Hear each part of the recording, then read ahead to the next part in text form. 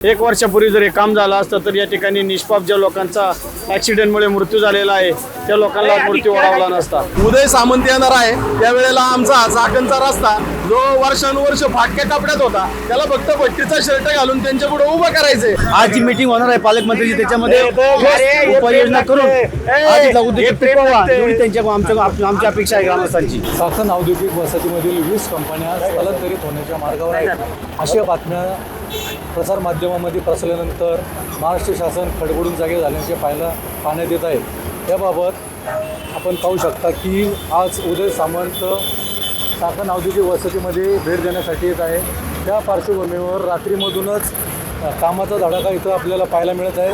रस्त्याच्या साईडला जे कॉन्क्रीट टाकलं जात आहे ते त्या खड्ड्यामध्ये टाकलं आहे तेही ओलं आहे। ते निकृष्ट दर्जाचं काम चालू आहे। फक्त मंत्री महोदय येणार म्हणून हे काम करणं कितपत योग्य आहे?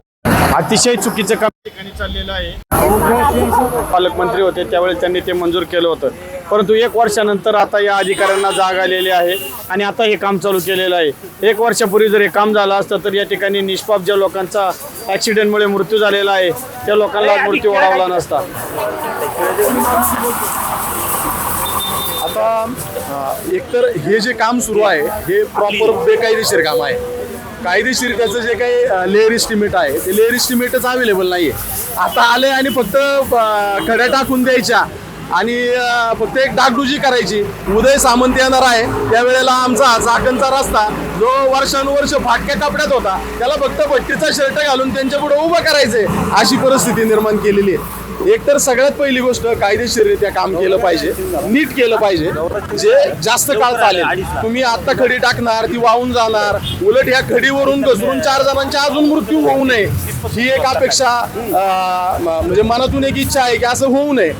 कारण या वर्षभरामध्ये 360-370 लोक म्हणजे दिवसाला एक माणसाचा मृत्यू होतोय आणि ह्या जनसामान्यांचे मृत्यू होत असताना लोकांची बाजू लक्षात घेणं महत्वाचं असताना तुम्ही 4 भांडवलदार चालले म्हणून घाईघाईने उपस्थित होत आहे। तसं जनतेची काळजी असणारे नेते जे काय आहेत सगळे मंत्री आहेत, मुख्यमंत्री असतील उपमुख्यमंत्री असतील सगळी लोक असतील, यांना जनतेची काळजी नाहीये का फक्त भांडवलदारांची काळजी आहे? आमचं असं म्हणणं आहे की या ठिकाणी लोकांना जी असुविधा होत आहे, आम्हाला 3-3 तास रस्त्यामध्ये उभं राहावं लागत आहे।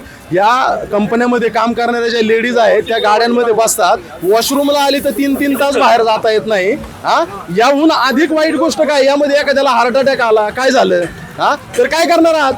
तर यामध्ये अनेक गोष्टींचे प्रॉब्लेम आहेत, हे सगळे सॉल्व्ह झाले पाहिजेत अशी आमची जनता म्हणून अपेक्षा आहे आणि लवकरात लवकर रस्त्याचं चौपदरीकरण व्हावं। यात एकच मुद्दा फक्त ऍड करतो की हे सगळं चौपदरीकरणासाठीचं ॲक्विजिशन झालेलं आहे, परंतु हे जे MSEBचे पोल आहेत ते वर्षानुवर्ष तसेच आहेत आणि ते म्हणतायत आमच्याकडे पैसे नाही आहेत हे नाही, तर तो सॉल्व्ह करा ना गव्हर्नमेंटने तो मुद्दा, आणि रस्त्यांचं जे रुंदीकरण करायचं आहे ते फास्ट करावं, त्याने हा प्रॉब्लेम सॉल्व्ह होईल असं वाटतं।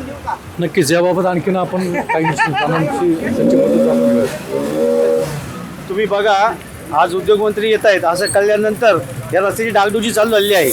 अहो एखाद्या देवाला जर खुश करायचं तिकडे कोंबडं कापलं जातं, पण आज या रस्त्याला 550 लोकांचा बळी गेलाय।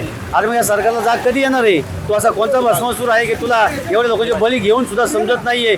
आज पडले खड्डे बुजवण्याचे काम करायचं एकदम आज हा रस्ता रात्रीतून 1000 ढीक टाकले गेले आणि त्याची लेवलिंग केली आहे। बघा खाली काहीच नाहीये। हा रस्ता पुढे 4 दिवस पण टिकणार नाहीये आणि याच्यावर अजूनच तीच परिस्थिती राहणार आहे। तरी सरकारने आज जी मीटिंग होणार आहे पालकमंत्रीची त्याच्यामध्ये उपाययोजना करून आमची अपेक्षा आहे ग्रामस्थांची। नक्कीच याबाबत उद्योगमंत्री आज चाकण या मेडिसीमध्ये भेट देण्यासाठी येणार आहेत। त्या पार्श्वभूमीवर आज संबंधित खात्याकडनं काल रात्रीपासून 2 दिवसापासून साईड पट्ट्या बांधण्याचे काम चालू आहे। भर पावसामध्ये काम चालू आहे। ज्या खड्ड्यामध्ये पाणी साचलेलं आहे त्या खड्ड्याच्या पाण्यामध्येच कॉन्क्रीटकरण करण्यात येत आहे, मात्र तेही निकृष्ट दर्जाचं होत आहे। पुढील 2-3 दिवसात हे टिकल करणं याबाबत पण शंका आहे। डिजिटल प्रभात पुण्यासाठी मी कल्पेश भोई, चाकण, पुणे।